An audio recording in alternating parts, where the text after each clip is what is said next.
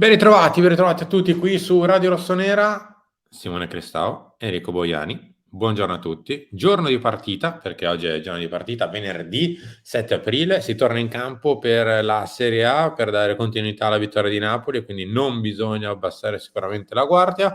Tra poco vedremo anche come il Milan andrà in campo contro l'Empoli con una mezza rivoluzione. Tra poco ne parliamo. Henry, intanto ti saluto. Ciao. Ciao, buongiorno a tutti, ben ritrovati. Sono contento che hai Buondì. passato la nottata, quindi Sì, ho passato la nottata, è tutto a posto, direi, è tutto, come dire, okay, ma è tutto ok, Henry? togli un po'. Cos'è? Ah, calma, calma, sì. Va bene, noi stiamo calmi, dov'è il Vi problema? invito a mantenere la calma. Cosa alludi, Henry? Alludi al fatto che Perché nella io in serata di primis ieri devo rimanere calmo, poi so che certo. non ci riesco e non ci riuscirò e va bene, però stiamo molto calmi, andiamo passo dopo passo, con calma, Mh. verso l'obiettivo, perché le notizie, diciamo, di ieri sembrano molto buone, ecco, però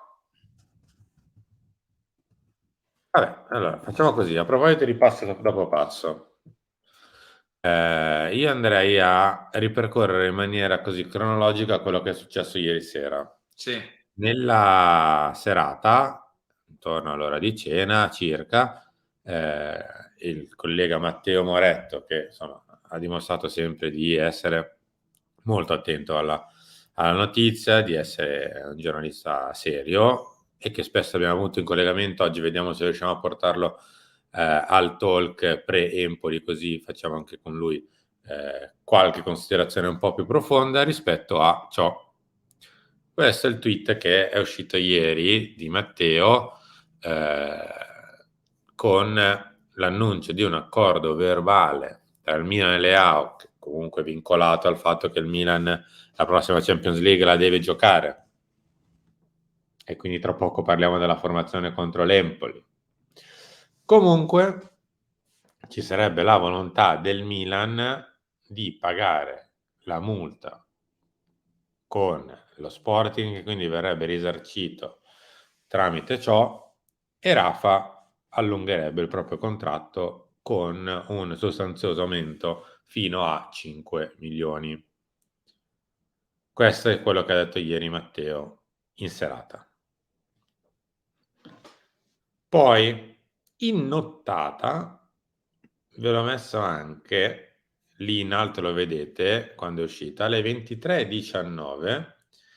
Record, quotidiano portoghese, insomma molto famoso, molto attento anche lui alle questioni ovviamente del proprio paese. Ve l'ho già tradotto questo, quindi ogni tanto magari se vedete la traduzione un po' fatta random è Google Translate. Notizie da Record, cioè da se stessi, no? Nel senso che è un record, notizie del quotidiano. Il Lille si farà carico del pagamento integrale del debito di Rafael Leao con lo Sporting e quindi il club francese sborserà 20,3 milioni di euro. L'andiamo a leggere quello che dice Record. L'enorme telenovela che circonda il futuro di Rafael Leao sembra essere prossima alla fine, dopo che la stampa spagnola e italiana ha annunciato un accordo tra il giocatore e il Milan per rinnovare il contratto che scadrà nel 2024.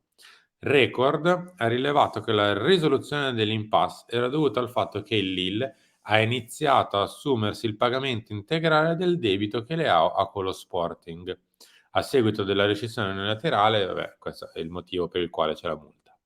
Toccherà al club francese, che ha ingaggiato l'attaccante dopo la sua uscita dall'Alvalade, erogare i 20,3 milioni di euro, cioè i 16 della 16,5 della multa e i 3,8 di interessi che nel mentre sono maturati, dopo aver visto respinto il suo ricorso in seguito alla decisione lo scorso anno della Corte federale svizzera di condannarlo a essere insolido con il giocatore in questo debito.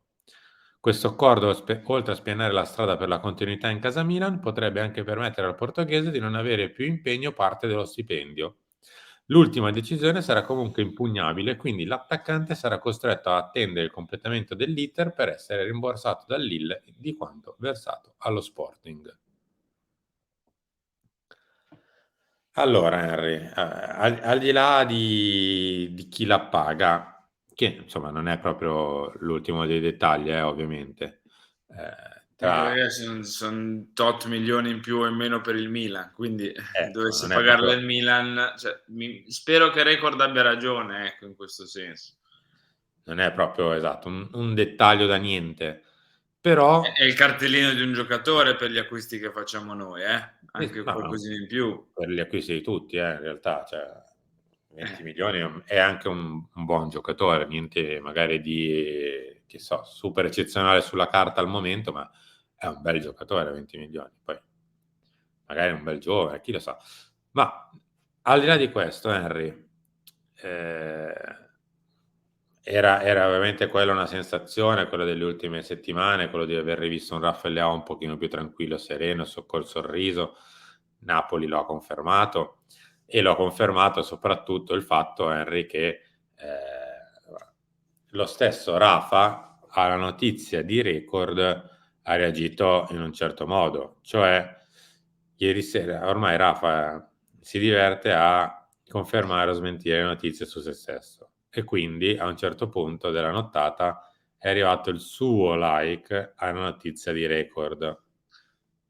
Eh, io non so se mette questo like perché si auspica che le cose vadano come dice Record o perché sa che le cose vanno come dice Record, è una delle 2.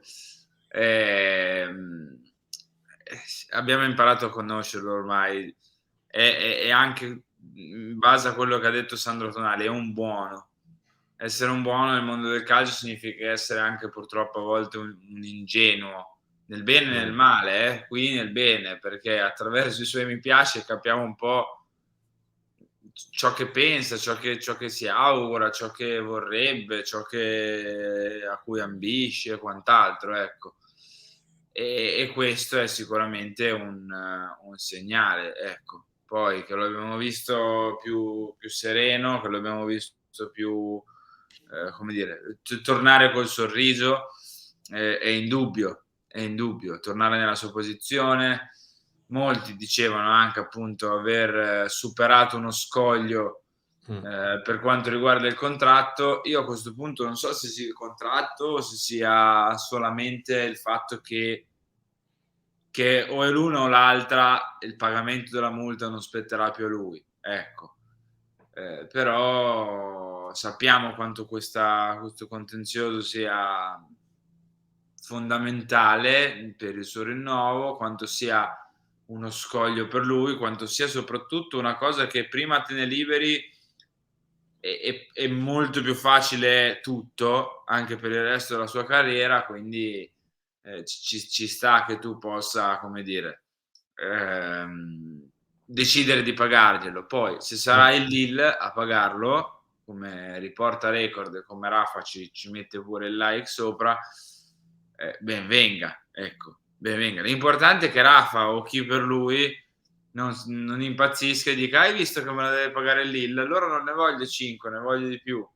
L'importante è quello, Ah, ecco. vabbè.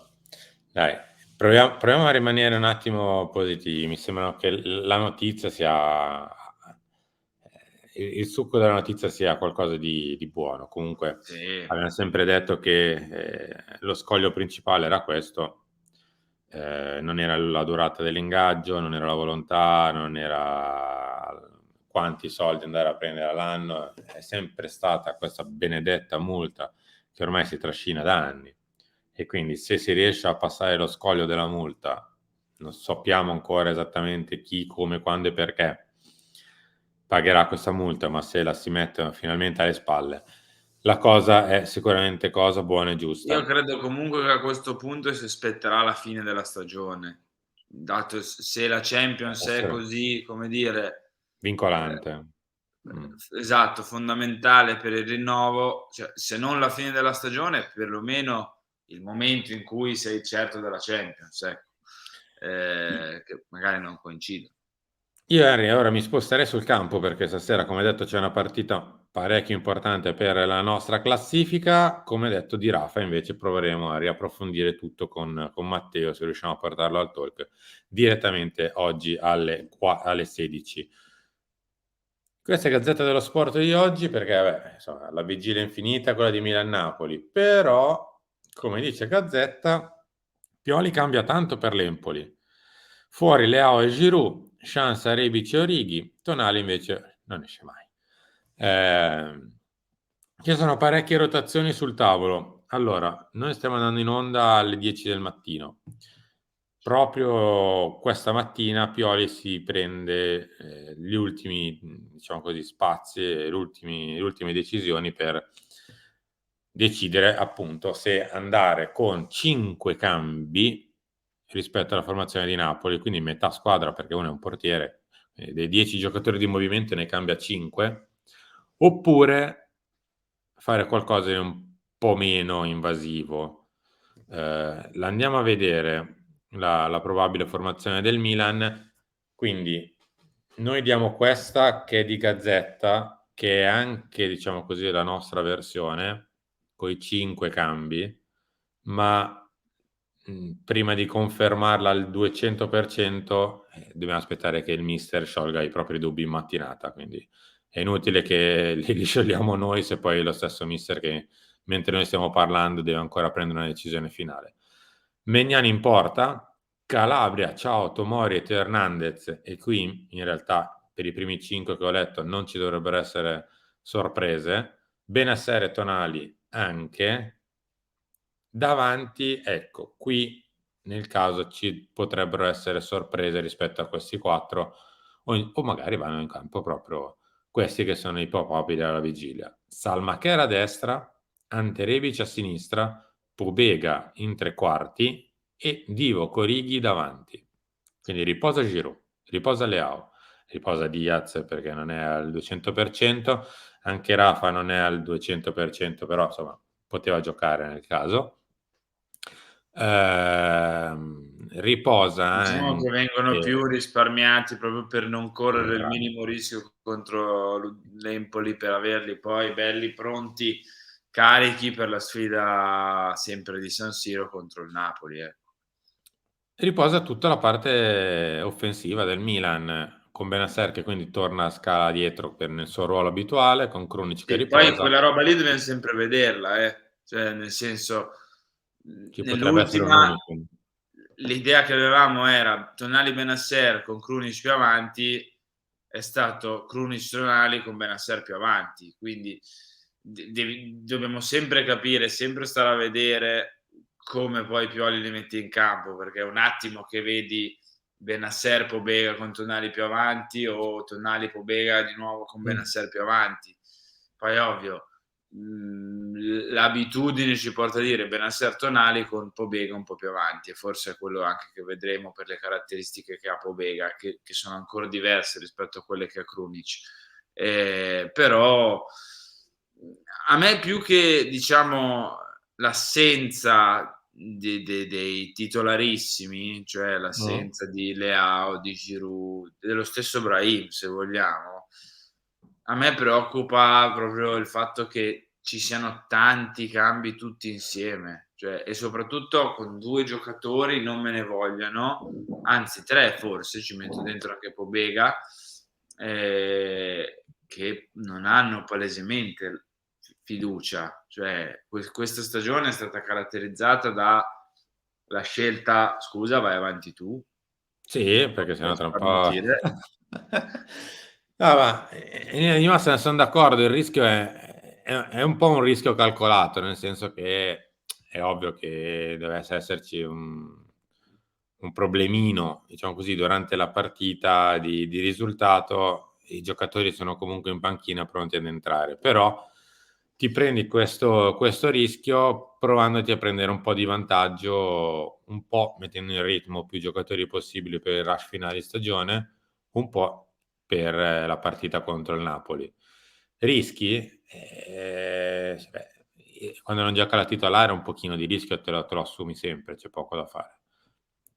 però mi verrebbe anche da dire, se non provi adesso con alle porte un quarto, con in casa l'Empoli, non lo provi più. No, sei anche un po' chiamato a farlo, sei un pochino chiamato a farlo, anche perché, cioè, facendo tutti gli scongiuri del caso, succede qualcosa a Leao o a Giroud a 5 giorni dal Napoli, in casa contro l'Empoli, cioè, veramente ti mangi le mani e ti strappi i capelli, quindi direi che è anche un po' necessario.